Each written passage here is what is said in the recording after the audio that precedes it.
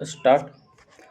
Hello नमस्कार मेरे दोस्तों, आप सभी का चाणक्य नीति क्लासेस में दिल से स्वागत है। तो सबसे पहले आप सभी चेहरे पे मुस्कान लाइए ताकि आज का दिन बेहतर हो। और जैसा कि हम बोले थे कि 20 दिन और 20 सेट, ठीक है। बिहार पुलिस में जो है हम लोग को बहुत कम टाइम बचा है। 20 दिन 20 सेट कराएंगे। 20 सेट में जो है 4 सेट करा चुके हैं, ठीक है। और आज जो है 5वां सेट होगा, ठीक है। और 20 गुने 100 कर लीजिए। एक सेट में 100 क्वेश्चन रहता है, फुल सेट है। तो 20 गुने 100 2000 क्वेश्चन हुआ। और उसके डिस्कशन के साथ जो है 3000 क्वेश्चन और ऐड कर दीजिए। 5000 क्वेश्चन में जो है बिहार पुलिस में जो है आने की संभावना यहाँ से क्वेश्चन बनता है। तो आप लोग जो है ध्यानपूर्वक देखिएगा, ठीक है। इससे पहले हम 4 सेट करा चुके हैं और बहुत कम टाइम लेना चाहते हैं आप लोग से, ताकि जो है आप लोग ज़्यादा से ज़्यादा इस टाइम को बचाकर सदुपयोग करें, रिवीजन करें, पुराने हुए नोट्स को पढ़ें। अब जो है नया चीज़ कुछ भी नहीं पढ़ना है, सिर्फ सेट लगाना है, ठीक है। और पुराने जितना भी हम पढ़े हैं उसे रिवाइज करना है, पुराने चीज़ों को नया करना है, ठीक है, ना कि नया चीज़ पढ़ना है। आइए आज जो है 5वां सेट देखेंगे, सेट नंबर 5, ठीक है। इससे पहले हम 4 सेट लगा चुके हैं और 4 सेट का जो है पहले हम लोग टेस्ट लेते हैं। टेस्ट जो है 5 से 6 चलता है टेलीग्राम चैनल चाणक्य नीति क्लासेस पे। उसके बाद जो है हम इसका डिस्कशन डालते हैं, ठीक है। जो कि बहुत सारे बच्चे आते हैं टेस्ट लगाने के लिए। टेस्ट अगर आप ऑफलाइन नहीं आ पाते तो ऑनलाइन लगाइए, ठीक है, मतलब टेलीग्राम पे लगाइए। आइए क्वेश्चन नंबर 1 देखते हैं।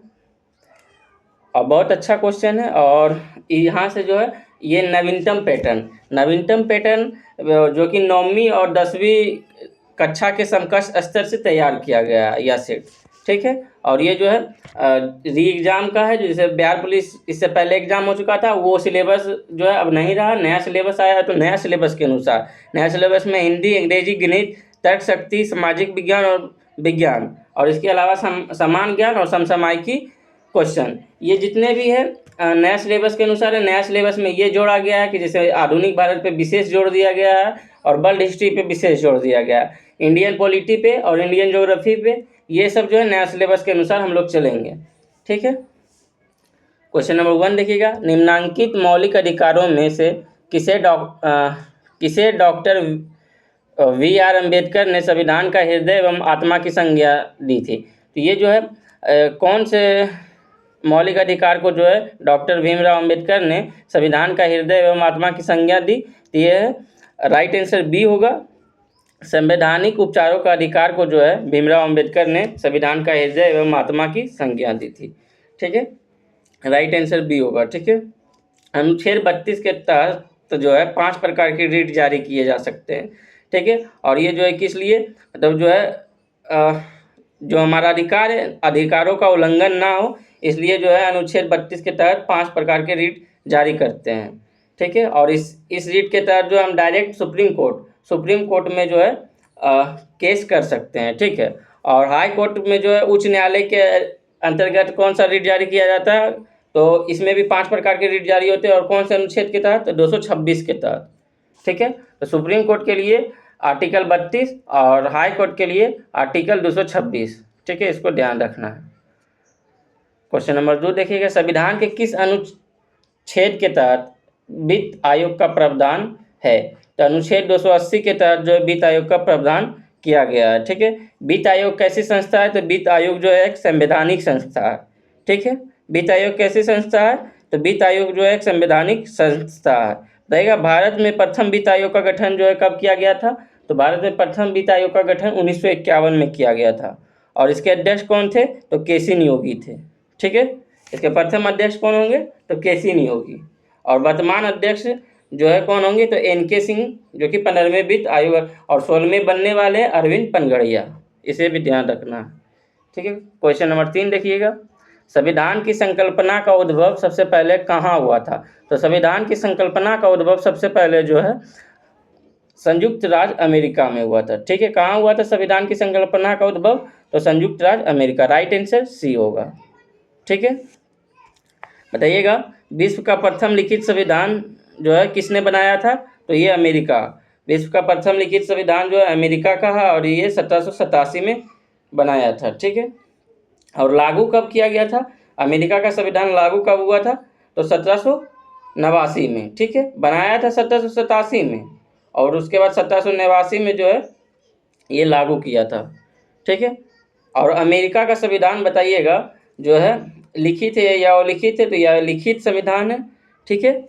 बताइएगा विश्व का सबसे छोटा संविधान किस देश का है, तो ये अमेरिका का है, ठीक है। विश्व का सबसे छोटा संविधान कहाँ का है, अमेरिका का है। और इसमें कुल कितने अनुच्छेद है, तो मात्र 7 अनुच्छेद है, ठीक है। हम लोग के यहाँ 395 अनुच्छेद है, और अमेरिका का जो है मात्र 7 अनुच्छेद ही है, ठीक है। तो विश्व का सबसे छोटा संविधान ये जो है अमेरिका का होगा, ठीक है। बताइएगा जो ब्रिटेन है, ब्रिटेन का संविधान कैसा है, लिखित है या अलिखित है, तो ब्रिटेन का संविधान जो है अलिखित है, ठीक है। इसे ध्यान रखना है, ब्रिटेन का संविधान कैसा है, तो अलिखित होगा। बताइएगा विश्व का सबसे बड़ा संविधान जो है किस देश का है, छोटा तो अमेरिका का हुआ, और विश्व का सबसे बड़ा संविधान किस देश का है, तो ये जो है भारत का है, ठीक है। भारत का विश्व का सबसे बड़ा संविधान है, ठीक है। क्वेश्चन नंबर 4 देखिएगा, अशोक मेहता समिति जो कि 1977 है, और इसका संबंध किससे है, अशोक मेहता समिति का, तो ये 2 स्तरीय पंचायत राज व्यवस्था से है, ठीक है। अशोक मेहता का संबंध किससे होगा, तो 2 स्तरीय पंचायती व्यवस्था से है, ठीक है। अशोक मेहता समिति का गठन कब किया गया था, तो सितंबर 1977 में, ठीक है। अशोक मेहता समिति का गठन कब किया गया, तो सितंबर 1977 में, ठीक है। और बताइएगा भारत के पंचायती राज व्यवस्था का वास्तुकला या शिल्पी कहा जाता है, तो बलवंत राय मेहता को कहा जाता है, ठीक है। भारत के पंचायती राज व्यवस्था का वास्तुकला या शिल्पीकार कहा जाता है, तो बलवंत राय मेहता को, ठीक है। देखिए भारत में स्थानीय स्वशासन का जनक किसे माना जाता है, तो भारत में स्थानीय स्वशासन का जनक जो है लॉर्ड रिपन को माना जाता है, ठीक है। और बताइए ग्राम पंचायत की चर्चा किस में, कौन से अनुच्छेद में, तो अनुच्छेद 40 में। ये सभी जो है इम्पोर्टेंट फैक्ट है, इसलिए हम बता देते हैं, ठीक है। इसी से रिलेटेड है, पॉलिटी से क्वेश्चन आता है, और पॉलिटी से यही सब क्वेश्चन आएगा, नया पैटर्न के आधार पर जो है यही सब क्वेश्चन देखने को मिलेगा, ठीक है। क्वेश्चन नंबर 5 देखिएगा, भारतीय संविधान के भाग 4 में दिए निर्देशित सिद्धांतों में निम्न में से कौन सा सूचीबद्ध है, तो कौन सा सूचीबद्ध होगा, तो ये समान नागरिक संहिता, ठीक है, और समान कार्य के लिए समान वेतन, ये भी सूचीबद्ध होगा। मतलब 36 से 51 आता है, तो इसमें जितने भी आर्टिकल आएंगे तो सब सूचीबद्ध होगा। प्राथमिक स्तर पर मातृभाषा में शिक्षा या छोटे परिवार का मानदंड, तो इसका जो है सिर्फ समान कार्य के समान वेतन होगा, जो कि 39 में दिया हुआ है, और समान नागरिक संहिता आर्टिकल 44 में दिया हुआ है। तो राइट आंसर बी होगा, 1 और 2, ठीक है। भाग 4 के निर्देशित सिद्धांतों में कौन सा सूचीबद्ध है, तो 1 और 2, ठीक है, राइट आंसर बी होगा। 6 देखिएगा, भारत की संचित निधि से भुगतान किसके अनुमोदन द्वारा किया जा सकता है, तो भारत की संचित निधि से भुगतान किसके अनुमोदन द्वारा किया जा सकता है, तो भारत का संचित निधि से भुगतान जो है भारतीय संसद के अनुमोदन द्वारा किया जा सकता है, ठीक है। तो राइट आंसर बी होगा, ठीक है, भारतीय संसद के अनुमोदन द्वारा संचित निधि का भुगतान किया जा सकता है। क्वेश्चन नंबर 7 देखिएगा, भारत सरकार भारत रत्न पुरस्कार संविधान के किस अनुच्छेद के तहत प्रदान करती है, तो अनुच्छेद 18 के तहत जो है या भारत रत्न पुरस्कार संविधान प्रदान करती है। जैसे देखिएगा 17 में अस्पृश्यता छुआछूत का अंत, और 18 में जो है उपाधियों का अंत, ठीक है। तो भारत सरकार के बगैर अनुमति के बगैर जो है विदेशी उपाधि नहीं रख सकते हैं, ठीक है। इसलिए जो है भारत का जो है भारत रत्न पुरस्कार जो है किस अनुच्छेद के तहत आप लोग रख सकते हैं, तो अनुच्छेद 18 के तहत, ठीक है। और इसमें जो है कोई भी विदेशी उपाधि जो है बगैर भारत सरकार के द्वारा अनुमति लिए बगैर आप नहीं रख सकते हैं, ठीक है। क्वेश्चन नंबर 8 देखिएगा, संस्कृति व शिक्षा का उद्देश्य क्या है, तो संस्कृति व शिक्षा का उद्देश्य क्या है, तो संस्कृति और शिक्षा का उद्देश्य जो है किसी विशेष धर्म का प्रचार करना, ये उद्देश्य नहीं होगा। अल्पसंख्यक समुदायों की भाषा और संस्कृति और धर्म की रक्षा करना, हाँ ये होगा। शोषण को रोकना या बहुसंख्यक समुदाय की रक्षा करना, तो इसका राइट आंसर बी होगा, ठीक है। संस्कृति व शिक्षा का अधिकार का उद्देश्य क्या है, तो अल्पसंख्यक समुदायों की भाषा और संस्कृति और धर्म की रक्षा करना है, राइट आंसर बी। भारत के उपराष्ट्रपति का कार्यकाल कितना होता है, तो सभी लोग जानते हैं भारत के उपराष्ट्रपति का कार्यकाल 5 वर्ष होता है, ठीक है, और राष्ट्रपति का कार्यकाल भी 5 वर्ष होता है, ठीक है। इसका ध्यान रखना है, 5 वर्ष होगा, ऐसा नहीं कि उपराष्ट्रपति का 6 हो जाएगा और राष्ट्रपति का 5, दोनों का जो है 5-5 वर्ष होता है, ठीक है। और राष्ट्रपति उपराष्ट्रपति से एक क्वेश्चन आएगा, तो राष्ट्रपति उपराष्ट्रपति जो है आप लोग ध्यान से एक बार पढ़ लीजिएगा, रिवाइज कर लीजिएगा, ठीक है। 10 का जो है 10 नंबर क्वेश्चन बोल रहा है, भारतीय इतिहास में भारतीय संसद के उच्च सदन और राज्यसभा के सदस्य के रूप में मनोनीत होने वाली पहली महिला शास्त्रीय नर्तकी कौन है? तो ये जो है रुक्मणी देवी अरुणडेल होगा, इसका राइट आंसर डी होगा, ठीक है। ये भारतीय संसद के उच्च सदन तथा राज्यसभा के सदस्य के रूप में मनोनीत होने वाली पहली महिला शास्त्रीय नर्तकी है, ठीक है। और बताइएगा रुक्मणी देवी अरुणडेल जो है किस नृत्य से संबंधित है? तो किस नृत्य से संबंधित होगा? तो भरतनाट्यम से, ठीक है, भरतनाट्यम से इनका भरतनाट्यम नृत्य से इनका संबंध है, ठीक है। रुक्मणी देवी अरुणडेल जो है अप्रैल 1952 में और 1956 में भारतीय संसद की जो है राज्य परिषद राज्यसभा में सेवा के लिए नामांकित किया गया था, ठीक है। अब बताइएगा भरतनाट्यम शास्त्रीय नृत्य शैली का जो है विकास किस राज्य में हुआ? तो ये तमिलनाडु, ठीक है। भरतनाट्यम किस राज्य से संबंधित है? तो तमिलनाडु, ठीक है। क्वेश्चन नंबर 11 देखिएगा, नाबार्ड, ये जो है एग्जाम की दृष्टि से बहुत इंपॉर्टेंट है, ठीक है। नाबार्ड की स्थापना कब की गई? तो नाबार्ड की स्थापना जो है 1982 में की गई, इसका राइट आंसर सी होगा, ठीक है। नाबार्ड का पूरा नाम क्या होगा? तो national bank for agriculture and rural development, ठीक है।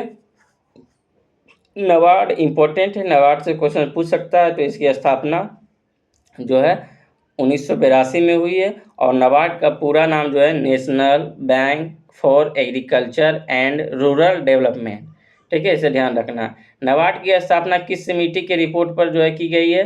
तो शिवरमन समिति के रिपोर्ट पर, ठीक है। नाबार्ड की स्थापना किस समिति के रिपोर्ट पर?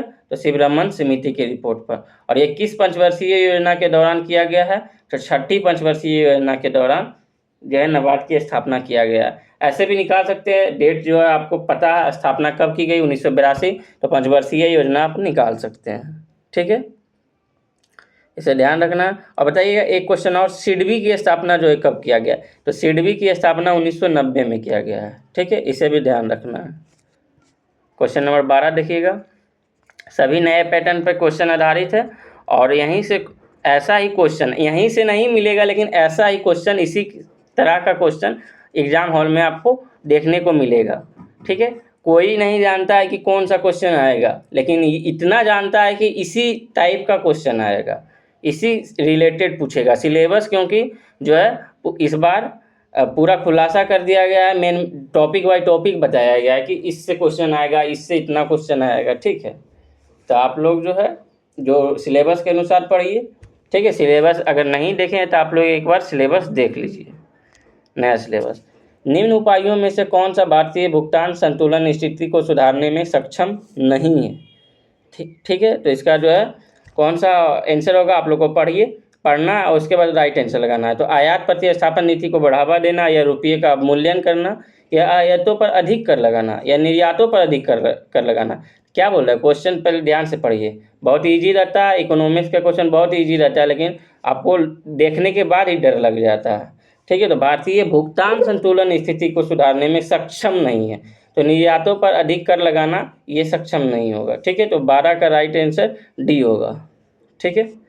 क्वेश्चन नंबर 13 देखिएगा, कैशलेस लेन देन को बढ़ावा देने के लिए भारत सरकार द्वारा किस समिति का गठन किया गया है?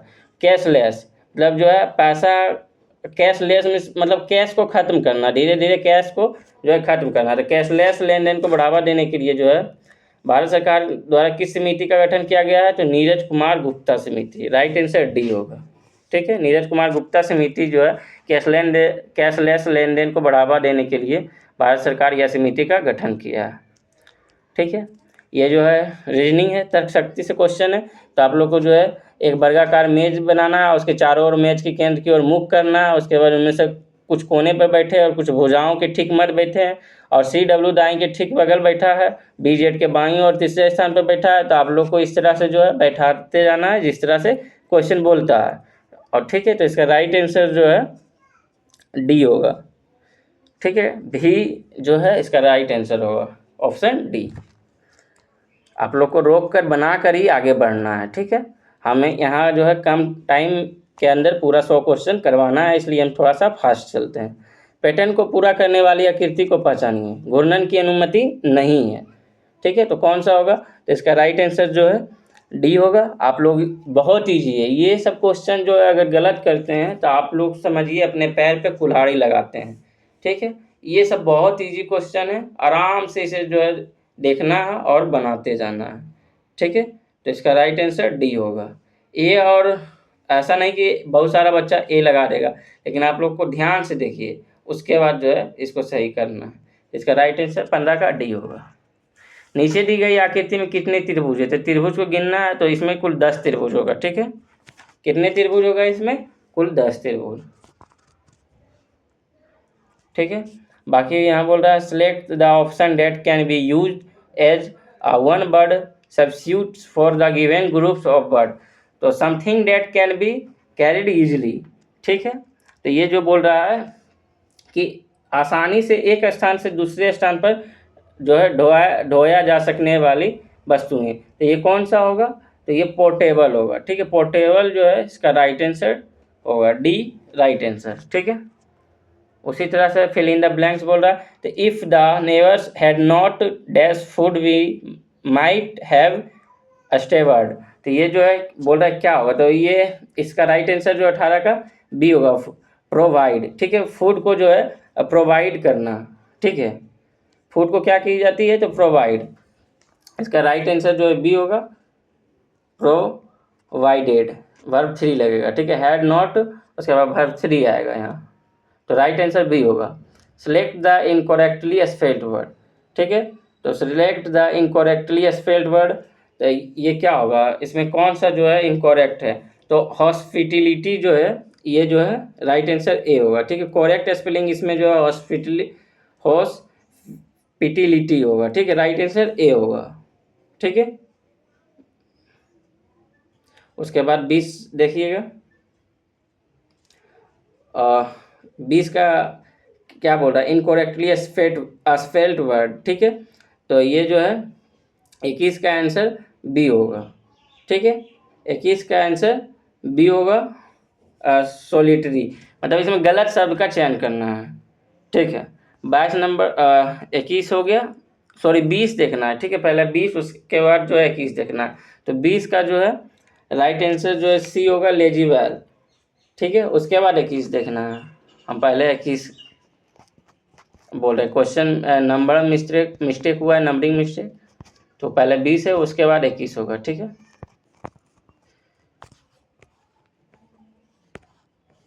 Select the most appropriate synonym of the given. Similar का क्या होगा? ठीक है, सिनोनिम और एंटोनिम जो है आपको याद करना होगा। तो ये जो है स्माइलर का क्या होगा? तो स्माइलर में समान होता है, तो इसका सिनोनिम जो है अलाइक होगा, या एकीन होगा, या एंगुलस होगा। ठीक है, तो इसमें जो भी दिया रहेगा उसे हम चूज करेंगे। तो ऑप्शन बी में अलाइक दिया हुआ है, तो राइट आंसर बी होगा। Question number 22, select the most appropriate meaning of the given idiom to pull a fast one on someone। ठीक है, तो ये जो बोल रहा है 22 में, to pull a fast one on someone। ठीक है, तो जो है the to pull a fast one someone का अर्थ होता है धोखा देना। ठीक है, तो इसका जो है राइट आंसर सी होगा। ठीक है, टू टू चेट समवन। ठीक है, राइट आंसर सी होगा, वाइस का आंसर सी। ठीक है, ठीक उसी तरह जो है select the option that can be use as as a one word substitute for the given groups of word. ठीक है, तो ये जो है बोल रहा है हैंड रिटेन बुक। ठीक है, हैंड रिटेन बुक का जो है राइट आंसर जो है 23 का डी होगा। ठीक है, 24 जो बोल रहा है ट्राई टू कैच इट। तो ट्राई टू कैच इट जो है तो 24 का आंसर डी होगा, विल ट्राई टू कैच होगा। ठीक है, फिर देखिए यहाँ से हिंदी है, वाक्य 1 और वाक्य 6 के मध्य वाक्यों का सही कर्म क्या है। ठीक है, तो सही कर्म जो हम लोग को चूज करना है, पहले पढ़ना है 6 को, उसके बाद सही कर्म कौन सा आएगा उसे हमें चूज करना है। ठीक है, तो आज का विद्यार्थी के अध्ययन के, उसके बाद जो आज का विद्यार्थी पहले दिया हुआ, उसके बाद के अध्ययन के लिए उसके पास समय की ही नहीं रहता है। उसके बाद अंग्रेजी भाषा को सीखने में इतने समय का, पहले आप लोग को पूरा पढ़ लेना। तो ठीक है, उसके बाद जो है आपको बैठाना है कि कौन सा आएगा। तो पहले जो है अंग्रेजी भाषा को सीखने में इतने समय का जो है अपव्यय कर देता है कि ज्ञान विज्ञान के अन्य विषयों के अध्ययन के लिए उसके पास समय ही नहीं रहता है। ठीक है, ये जो है सुटेबल बैठेगा। अंग्रेजी भाषा को सीखने में इतने समय का अपव्यय कर देता है कि ज्ञान विज्ञान के अन्य विषयों के अध्ययन के लिए उसके पास समय ही नहीं रहता है। साधन साधस्य हो गया है, इसके दुर्गामी परिणाम देश है। तो इसका राइट आंसर जो है 25 का आंसर ए होगा। ठीक है, 26 देखिएगा, मतलब इसे पढ़कर जो सुटेबल बैठेगा वही बैठाना। दिए गए वाक्यांश के लिए एक शब्द चुनिए जो देखने योग्य हो। तो जो देखने योग्य हो वो दर्शनीय होगा। ठीक है, जो देखने योग्य होगा वह दर्शनीय होगा, इसे ध्यान रखना है। तो जो देखने योग्य हो वह दर्शनीय कहलाएगा। 27 देखिएगा, इनमें कौन सा शब्द असने का समानार्थी शब्द नहीं है। तो असने का समानार्थी शब्द नहीं बोल रहा है। ठीक है, तो तेल जो असने का समानार्थी शब्द होगा, चिकनाहट भी होगा, प्रेम भी होगा। तो ये जो राइट आंसर सी होगा, ये गोद असने का समानार्थी शब्द नहीं होगा। ठीक है, नेक्स्ट क्वेश्चन देखिएगा, जो क्षय ना हो सके उसके लिए उपयुक्त शब्द क्या है। जो क्षय ना हो सके उसके लिए उपयुक्त शब्द क्या होगा। तो ये जो है अक्षय होगा। ठीक है, जो क्षय ना हो सके वह अक्षय कहलाएगा। ठीक है, बताइएगा इसी तरह का अनेक शब्द का एक शब्द जैसे चूज करना है।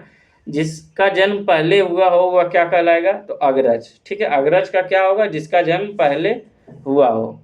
ठीक है, और जिसका जन्म नहीं हुआ हो वह अजन्मा। और आवश्यकता से अधिक वर्षा क्या कहलाएगा, अतिवृष्टि। तो अनेक शब्दों का एक शब्द। ठीक है, तो जो क्षय ना हो सके उसे अक्षय कहेंगे। राइट आंसर ए होगा। अंगारों पर लौटना मुहावरे का अर्थ कौन सा है।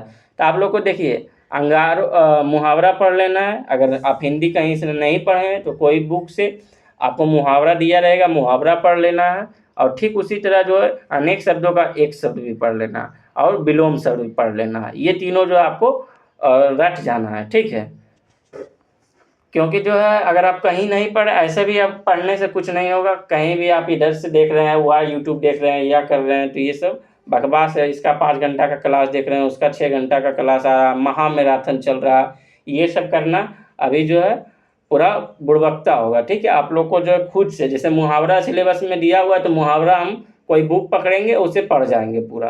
अनेक शब्दों का एक शब्द दिया हुआ है तो उसे पकड़ेंगे पूरा पढ़ जाएंगे।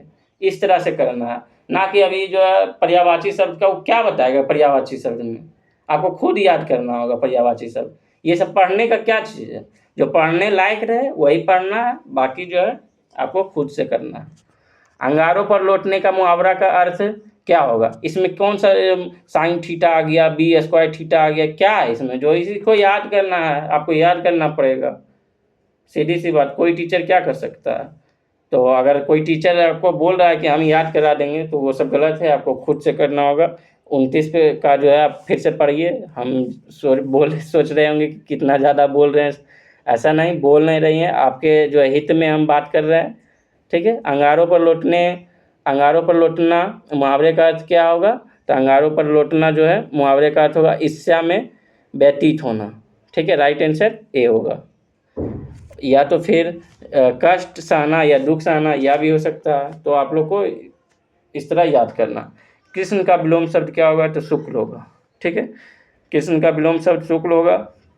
और समाचीन का विलोम शब्द क्या होगा। तो अर्वाचीन होगा। ठीक है, समाचीन का विलोम शब्द क्या होगा, अर्वाचीन होगा। और विशाल का विलोम शब्द क्या होगा। तो विशाल का विलोम शब्द तुच्छ होगा। और पतला का विलोम शब्द मोटा होगा। तो ये सब कौन सा बड़ा तीर मारने का काम कर रहे हैं आप लोग खुद से ही सब पढ़ सकते हैं। ठीक है, फणीश्वर नाथ रेणु का जन्म स्थान कहाँ है, ये भी रटने वाला चीज़ है। आपको याद है तो सही है, नहीं याद है तो आप मार दीजिएगा सिमरिया। ठीक है, तो इसका राइट आंसर जो है फणीश्वर नाथ रेणु का जन्म स्थान ये होगा औराई हिंगना। ठीक है, फणीश्वर नाथ जो है रेणु का जन्म स्थान औराई हिंगना होगा।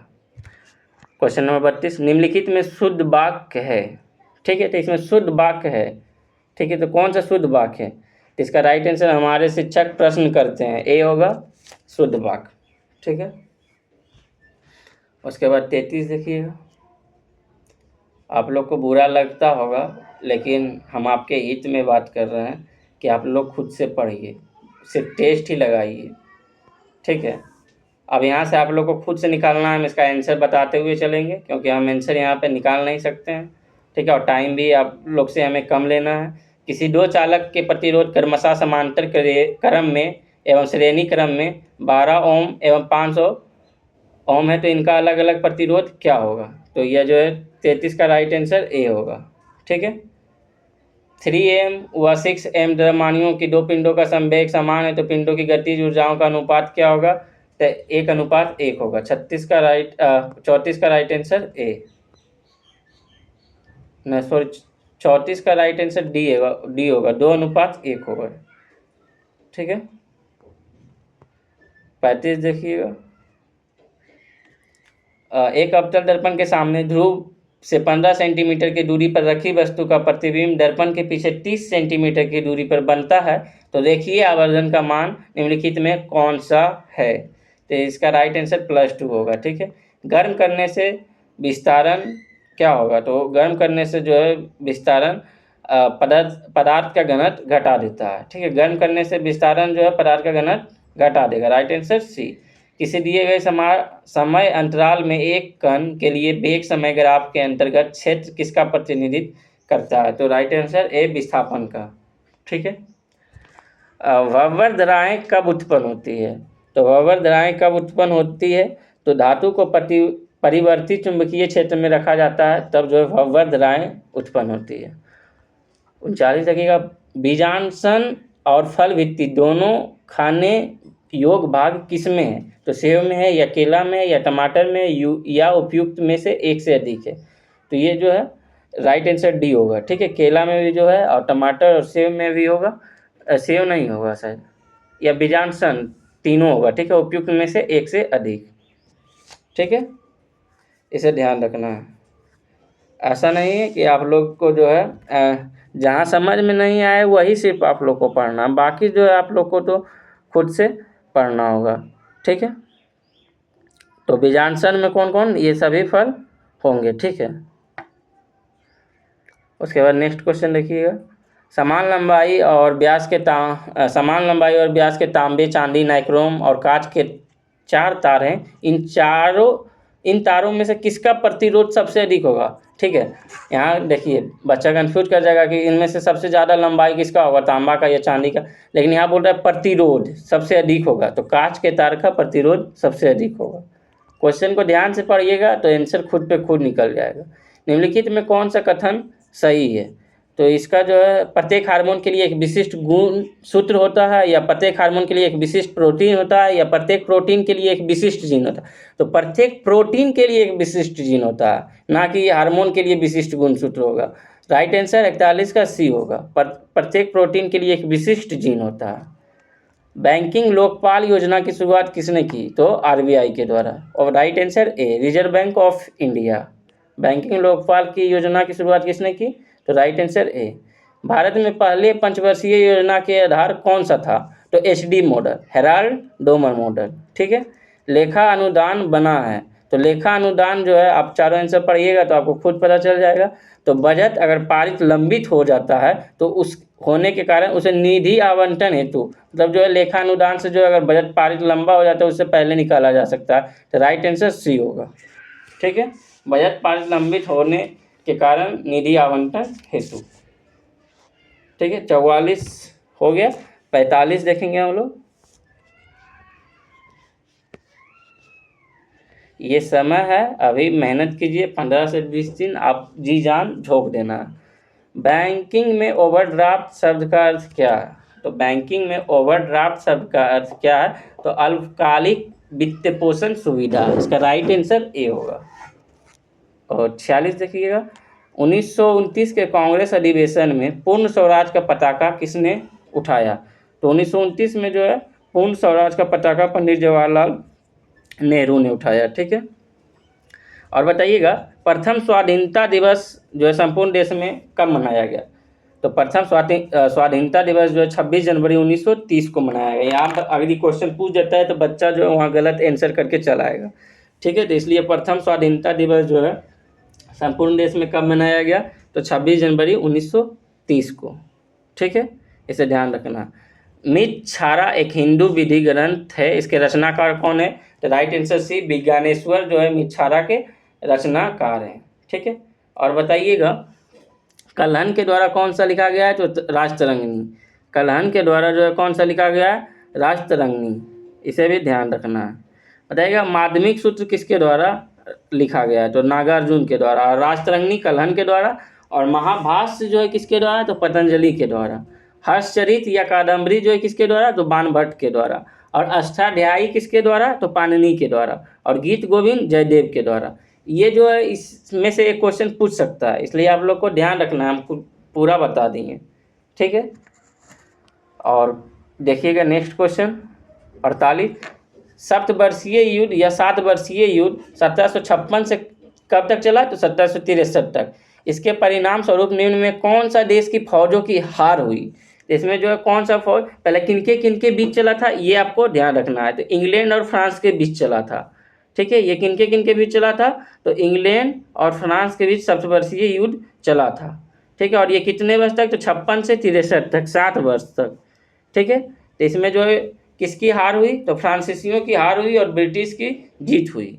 ठीक है, इससे ध्यान रखना है। बताइएगा, गुलाबों का युद्ध कहाँ हुआ? एक क्वेश्चन मेरे तरफ से आपको याद रखना है, क्वेश्चन पूछ सकता है। तो गुलाबों का युद्ध, क्योंकि वर्ल्ड हिस्ट्री इंपॉर्टेंट हो गया है इस सिलेबस के आधार पे, जो है वर्ल्ड हिस्ट्री को आप लोग को सबसे ज़्यादा मान्यता दिया गया है, तो वर्ल्ड हिस्ट्री आपको याद रखना है।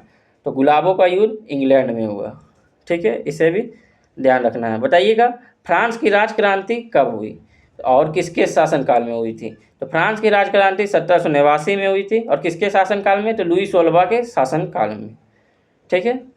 बताइएगा, जो है फ्रांस के राष्ट्रीय दिवस के रूप में कब मनाया जाता है? तो 14 जुलाई को जो है फ्रांस को राष्ट्रीय दिवस के रूप में मनाता है।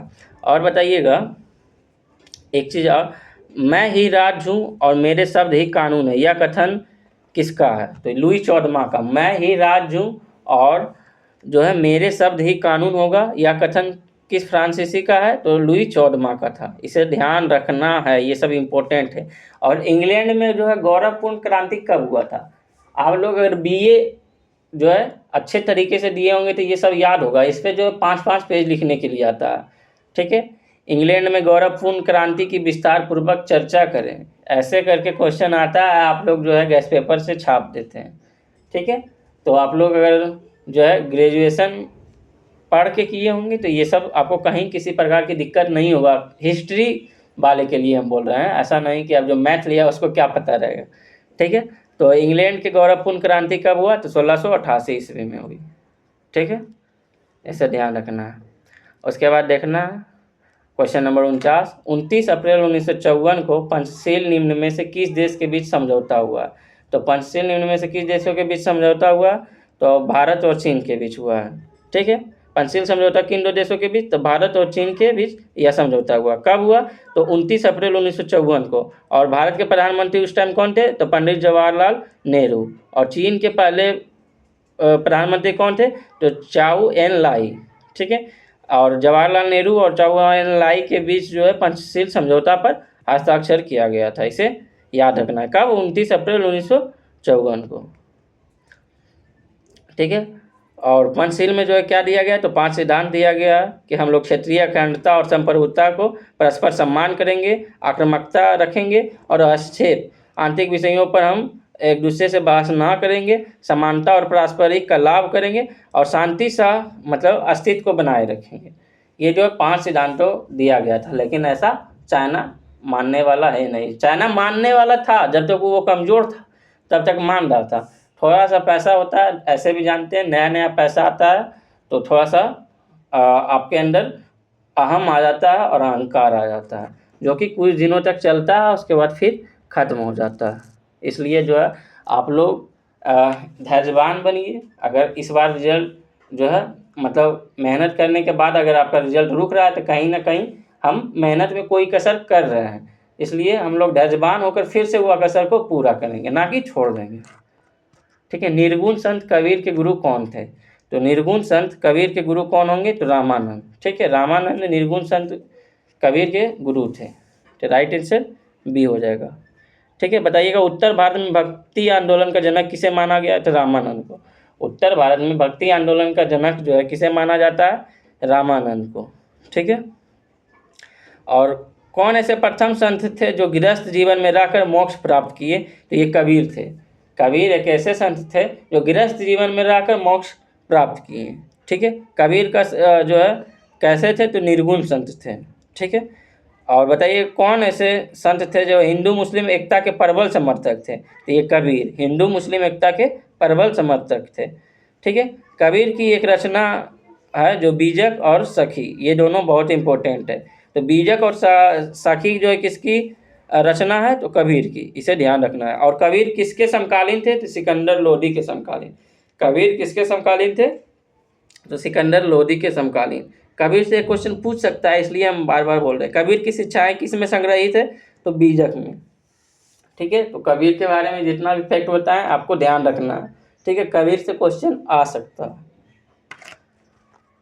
देखिएगा नेक्स्ट क्वेश्चन, अकबर ने पंचमहल का निर्माण जो खंभों के लिए विख्यात है वो कहाँ किया था? तो ये सभी लोग जानते हैं, अकबर कहाँ करेंगे? फतेहपुर सिकरी में। ठीक है, ये खंभों के लिए विख्यात है।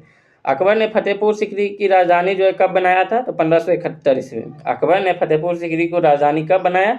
1571 ईस्वी में। ठीक है। और जो है सूफी संत कौन थे जो कि जिसके सम्मान में फतेहपुर सिकरी को राजधानी बनाया था? मतलब किस सूफी संत के सम्मान में जो है फतेहपुर सिकरी को राजधानी बनाया था? तो सलीम चिश्ती के सम्मान में। ठीक है, इसे ध्यान रखना है। और बताइएगा एक क्वेश्चन आप, अकबर के प्रारंभिक शिक्षक कौन थे? तो अब्दुल लातिफ थे। ठीक है, इसे भी ध्यान रखना है। अकबर के जो है प्रारंभिक शिक्षक कौन थे? अब्दुल लातिफ थे। ठीक है। और अकबर ने जो है लाहौर की राजधानी कब बनाया? पहले तो फतेहपुर सिकरी बनाया था किनके सम्मान में? शेख सलीम चिश्ती के सम्मान में। कब? 1571 में। और अकबर ने लाहौर जो है राजधानी कब बनाया था? 1585 में। ठीक है, इसे ध्यान रखना। नेक्स्ट क्वेश्चन, काला पानी कहाँ अवस्थित है? ठीक है, यही काला पानी सजा पूछेगा तो अलग हो जाएगा, और काला पानी बोल रहा है तो काला पानी कहाँ अवस्थित है? तो ये उत्तराखंड में स्थित है, जो नेपाल और उत्तराखंड के बीच है। और यह विवाद जो उत्पन्न हो गया, कुछ विवाद नहीं है, विवाद नेपाल एक बफर देश है जो कि चीन और भारत के बीच बसा हुआ है। मतलब चीन अपने और खींचता है, लेकिन हम लोग वैसा नहीं करते, हम लोग खींचते उससे नहीं है, सीधा हम लोग अपने इंसानियत पे हैं। लेकिन चीन जो है उसको उस्काता है, तो काला पानी विवाद इधर होता है। ठीक है, लेकिन नेपाल को यह समझना चाहिए कि भारत जो है भारत हमेशा हमको साथ दिया है, और भारत से हमें बेटी रोटी का रिश्ता है, तो भारत को नहीं भूलना चाहिए, ना कि चीन के बहकावे में जाना चाहिए। तो काला पानी कहाँ अवस्थित है? उत्तराखंड में। ठीक है, काला पानी विवाद जो है, और ये ट्रेंड का क्वेश्चन रहा था, बहुत दिनों तक चला था इसके बीच विवाद। ठीक है, क्वेश्चन नंबर 53 देखिएगा, दक्षिण अमेरिका के मध्य अक्षांशीय घास के मैदान का नाम क्या है? तो दक्षिण अमेरिका के मध्य अक्षांशीय घास का मैदान जो है, इसका राइट आंसर जो है बी होगा, पम्पास। ठीक है, दक्षिण अमेरिका का जो है मध्य अक्षांशीय घास का मैदान का नाम क्या है? पम्पास। ठीक है, यह मैदान जो है उत्तरी अर्जेंटीना, उरुग्वे एवं ब्राज़ील तक फैला हुआ है। ठीक है, कहाँ कहाँ जो है पम्पास जो है, पम्पास घास का मैदान जो है उरुग्वे और अर्जेंटीना और ब्राज़ील तक फैला हुआ है। ठीक है, इसे ध्यान रखना है, यह बहुत उपजाऊ मैदान है।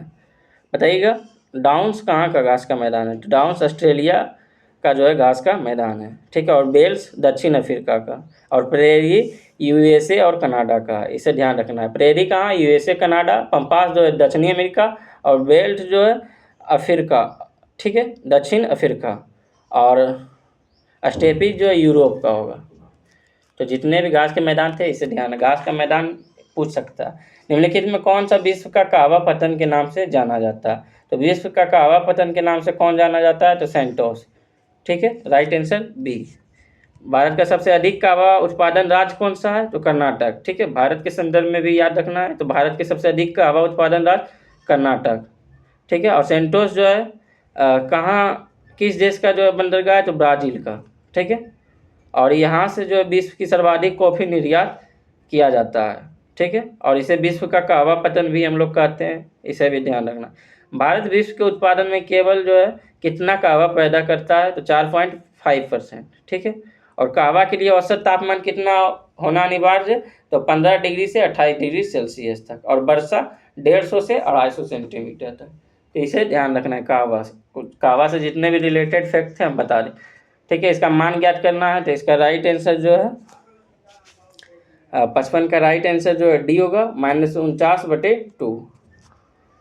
अनिल ने सुबह अपनी यात्रा शुरू की, आता है मिस्टेक इसमें दिया हुआ है। अनिल ने सुबह अपनी यात्रा शुरू की और 10 AM तक उसने अपनी यात्रा को 1/2 भाग पूरा किया, और उसी दिन दोपहर को 1 PM में तक उसने अपनी यात्रा को 4/5 भाग पूरा किया। उसने अपनी यात्रा किस समय शुरू की? तो आप लोग निकाल लीजिएगा। ठीक है, यात्रा होगा वहाँ, तो 56 का राइट आंसर डी होगा, 5 AM। ठीक है, 57 का राइट आंसर ए होगा। ठीक है, 121/80 दिन, 8 दिन, 121/8 दिन। ठीक है, आप लोग रोक कर, वीडियो को रोक कर खुद से जो है बनाकर राइट आंसर लगाना और कमेंट में बताना है। 57 हो गया। नेक्स्ट क्वेश्चन 58 देखते हैं। ठीक है, ऐसे ही बहुत ज़्यादा टाइम हम लग रहा है, फिर भी जो आप लोग को बनाना है। यहीं से जो है आपका यहीं इसी सेट में पता चल जाएगा कि मतलब ऐसा ही सेट आप लगाते रहिएगा तो उसमें पता चल जाएगा कि हमारा एक्यूरेंसी कितना है। ठीक है, उसी अनुसार जो है आपको वहाँ भी नंबर आएगा। ठीक है, तो 58 जो है 58 का राइट आंसर जो है सी होगा, 5:8:14। ठीक है, आप लोग रोक कर पहले बनाइएगा, उसके बाद आगे बढ़िएगा। ठीक है, 59 का राइट आंसर जो है ए होगा, 78 मीटर। 60 देखिएगा, किसी समचतुर्भुज की विकर्णों की लंबाई 40 सेंटीमीटर और 60 सेंटीमीटर, तो इस समचतुर्भुज की भुजा की लंबाई कितनी होगी? तो इसका राइट आंसर जो है सी होगा, 10√13 सेंटीमीटर। 61 देखिएगा, 61 का राइट आंसर जो है सी होगा, 60√3 सेंटीमीटर स्क्वायर। 62, ठीक है, तो 62 का राइट आंसर जो है सी हो जाएगा, 11। सभी क्वेश्चन दिख रहा है आप लोग को? ठीक है, निम्न में किस सुरक्षा उपकरण का कार्य सिद्धांत विद्युत धारा की ऊष्मीय प्रभाव पर आधारित है? तो ये ऊष्मीय प्रभाव पर आधारित कौन सा होगा? तो ये जो है फ्यूज जो है विद्युत धारा के ऊष्मीय प्रभाव पर आधारित है। जिन तत्वों की परमाणु क्रमांक क्रमशः 15, 16, 17 और 18 है, तो कौन सा होगा? तो 15, 16, 17, 18 किसका परमाणु क्रमांक है? तो आप लोग जानते हैं, इसे बताइए। तो बताइएगा। 15 जो है फास्फोरस का परमाणु क्रमांक है, और 16 का सल्फर हो जाएगा, और 17 जो है क्लोरीन का परमाणु क्रमांक है, और 18 का आर्गन जो है परमाणु क्रमांक है। तो राइट आंसर जो है बी हो जाएगा। ठीक है, फास्फोरस, सल्फर, क्लोरीन और आर्गन। ठीक है, एक बार ढाले जाने के बाद गर्म करके नरम नहीं किया जा सकते हैं, या इस प्लास्टिक को क्या कहा जा सकता है? तो थर्मोसेटिंग प्लास्टिक। इस जो एक बार ढाले जाने के बाद गर्म करके नरम नहीं किया जा सकने वाले प्लास्टिक को क्या कहते हैं? तो right answer D, thermosetting plastic. ठीक है, नेक्स्ट क्वेश्चन देखिएगा। निम्न में कौन सी खुली श्रृंखला यौगिक का उदाहरण है? तो ये कौन सी खुली श्रृंखला जो यौगिक का उदाहरण होगा? तो एथेन। ठीक है, 67 देखिएगा, जब सोडियम एसीटेट सोडा लाइम के साथ अभिक्रिया करता है तो क्या बनता है? तो ये जो है मीथेन बन जाता है। ठीक है, राइट आंसर डी होगा। किस यौगिक में सहसंयोजक बंध उपस्थित है? तो किस जो है यौगिक में सहसंयोजक बंध उपस्थित होगा? तो राइट आंसर एथेन होगा, C2H6। ठीक है, परमाणु का नाभिक धनात्मक कैसा होता है? तो परमाणु का नाभिक धनात्मक कैसा होगा? तो प्रोटॉन की उपस्थिति के कारण जो है परमाणु का नाभिक धनात्मक होगा, ठीक है, प्रोटॉन की उपस्थिति के कारण। 70 देखिएगा,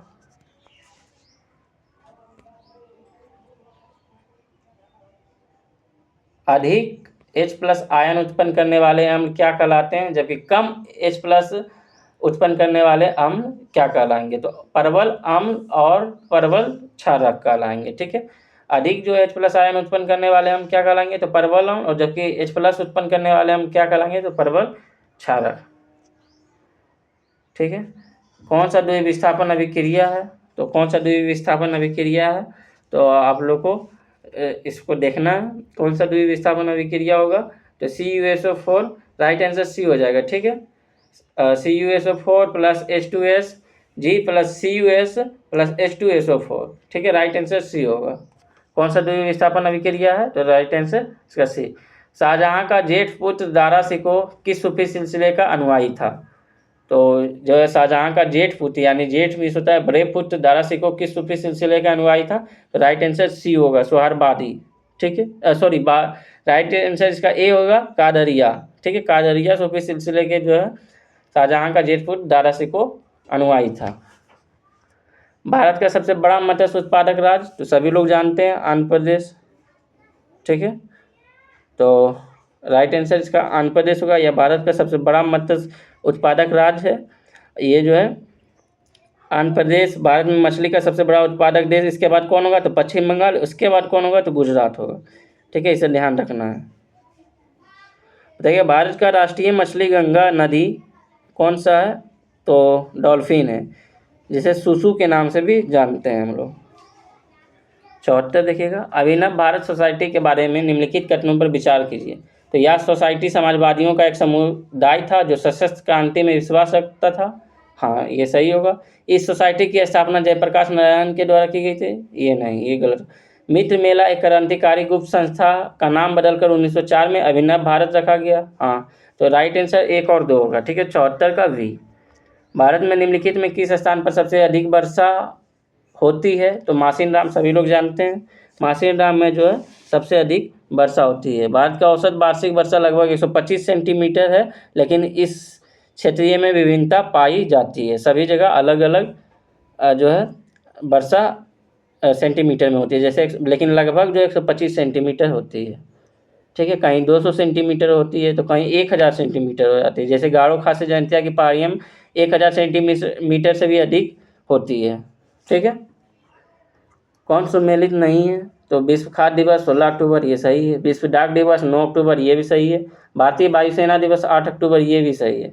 तो 76 का राइट आंसर जो है डी हो जाएगा। अंतर्राष्ट्रीय वृद्धजन दिवस जो है 5 अक्टूबर, ये सम्मिलित नहीं होगा, ये जो है 1 अक्टूबर को मनाया जाता है। अंतर्राष्ट्रीय वृद्धजन दिवस प्रतिवर्ष कितने तारीख को मनाया जाता है, तो 1 अक्टूबर को मनाया जाता है, ठीक है। भारत के रेलवे यातायात विश्वविद्यालय कहाँ अवस्थित है, तो ये जो है भारत के रेलवे यातायात विश्वविद्यालय बड़ोदरा में अवस्थित है, ठीक है।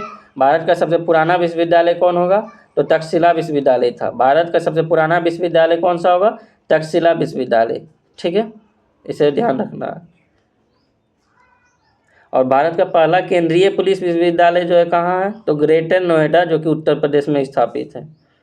और राष्ट्रीय रक्षा विश्वविद्यालय कहाँ है, तो गांधीनगर, गुजरात में, ठीक है। तो भारत का पहला केंद्रीय पुलिस विश्वविद्यालय तो ग्रेटर नोएडा, जो कि यूपी में है, ठीक है। और भारत का पहला कृषि विश्वविद्यालय तो पंचनगर कृषि विश्वविद्यालय उत्तराखंड में है। नेक्स्ट क्वेश्चन देखिएगा, होमी भाभा पुरस्कार किस क्षेत्र में विशेष योगदान के लिए दिए जाते हैं, तो होमी भाभा पुरस्कार नाभिकीय ऊर्जा क्षेत्र में विशेष योगदान के लिए दिए जाते हैं, ठीक है, राइट आंसर बी होगा। इंटरपोल का मुख्यालय कहाँ है, तो लियोन, फ्रांस में है। इंटरपोल का मुख्यालय कहाँ है, तो लियोन, फ्रांस में है, ठीक है। और इंटरपोल का पूरा नाम क्या होगा, तो इंटरनेशनल क्रिमिनल पुलिस ऑर्गेनाइजेशन, ठीक है। यह दुनिया का सबसे बड़ा पुलिस संगठन है। इंटरपोल जो है यह दुनिया का सबसे बड़ा पुलिस संगठन है। भारत इसका संस्थापक सदस्य है, ठीक है। इंटरपोल जो है भारत इसका संस्थापक सदस्य है, इसलिए महत्वपूर्ण है, ठीक है, इसे ध्यान रखना है। इसमें कुल कितने सदस्य है, तो 194 देश शामिल है। 80 देखिएगा, किस भारतीय शतरंज खिलाड़ी ने महिला FIDE U20 विश्व शतरंज चैंपियनशिप 2024 का खिताब जीती है। तो ये जो है दिव्या देशमुख जो है यह खिताब जीती है।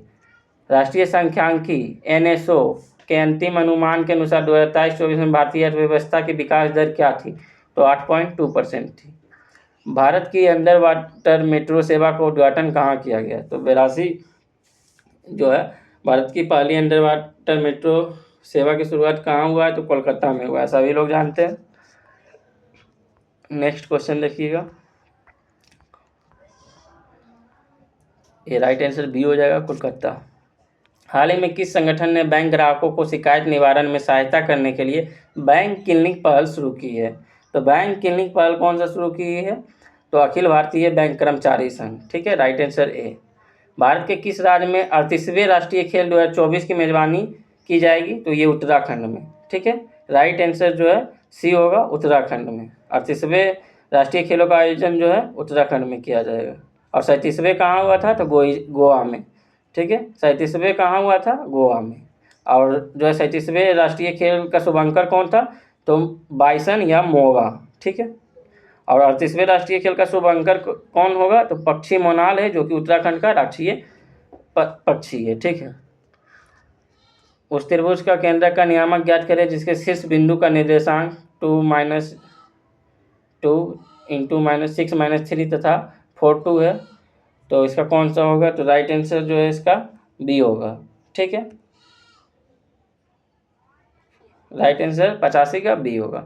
ठीक है, और 86 का जो है आप लोग निकालिएगा, तो 86 का राइट आंसर ए होगा, 1। ठीक है, और 87 का जो है राइट आंसर ए होगा। ठीक है, 1.75 निकाल लीजिएगा आप लोग। 88 का जो है डी होगा, 23 आंसर। ठीक है, और 89 का आंसर सी होगा, 9।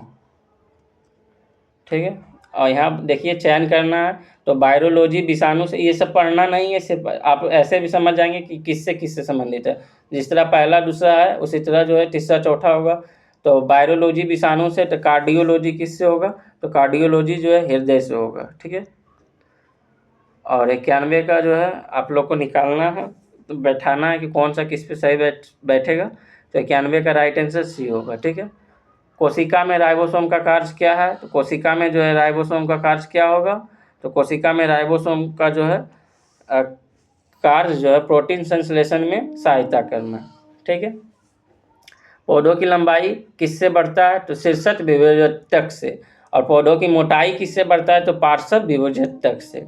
ठीक है, इसे ध्यान रखना है। लंबाई किससे बढ़ेगा? तो शीर्षक विभोजक से। और मोटाई किससे बढ़ेगा? तो पार्श्व विभोजक से।